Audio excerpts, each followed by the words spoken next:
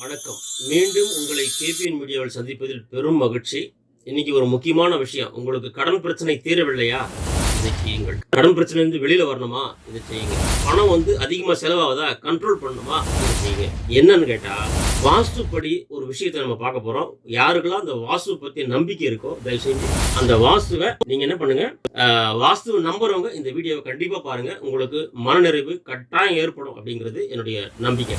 என்னன்னா, வாஸ்துப்படி ஒரு வாளி தண்ணீரை இப்படி வச்சா கடன் பிரச்சனை எல்லாம் சரியாகிடும் அப்படின்னு சொல்றாங்க. எப்படின்னு கேட்டீங்கன்னா, வாஸ்துப்படி வீட்டில் உள்ள ஒவ்வொரு பொருளும் வெவ்வேறு விளைவுகளை ஏற்படுத்துகின்றன. எனவே நம் வீட்டில் உள்ள பொருட்களை கவனிக்க வேண்டியது அவசியம்.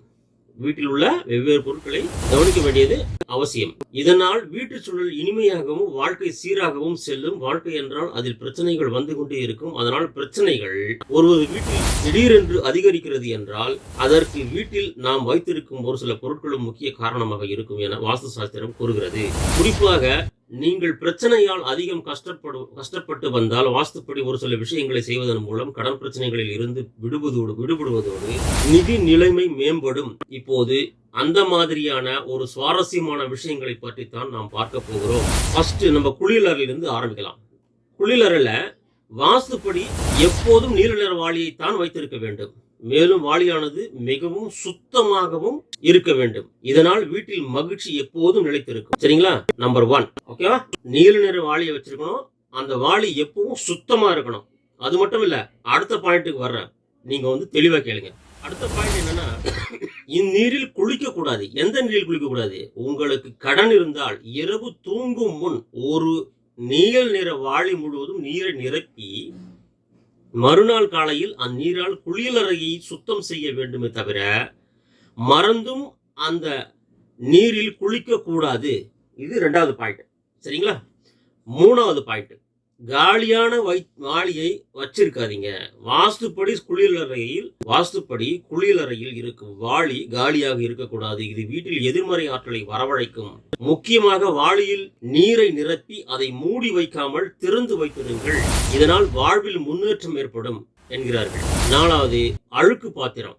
நம்ம வீட்டில் கிச்சனில் இருக்கிற அழுக்கு பாத்திரம் இருக்கு இல்லையா? சாப்பிட்ற பாத்திரம், சமைக்கிற பாத்திரம், இதெல்லாம் இதை பற்றி என்ன சொல்றாங்கன்னா, இரவு நேரங்களில் சமையல் அறையில் அழுக்கு பாத்திரங்களை வைத்திருக்க கூடாது.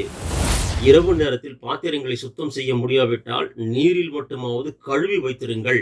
இதனால் பண இழப்பு ஏற்படாமல் இருக்கும். பணத்தை கண்ட்ரோல் பண்ணலாம், அதிகமாக செலவாகாது சொல்றாங்க. குறிப்பு: வாஸ்து சாஸ்திரத்தின் பொருள் வீட்டில் 4 திசைகளில் இருந்து வரும் ஆற்றல்களை சமநிலைப்படுத்துவதாகும். அந்த ஆற்றல்கள் சரியான முறையில் பெற்றால் வீட்டு சூழல் அமைதியாகவும் மகிழ்ச்சியுடனும் இருக்கும். சமநிலை இல்லாவிட்டால் வீட்டில் கருத்து வேறுபாடுகள் மற்றும் பிரச்சனைகள் ஏற்படலாம். எனவே வாஸ்துப்படி வீட்டில் வைத்திருக்கும் பொருட்களின் மீது சிறப்பு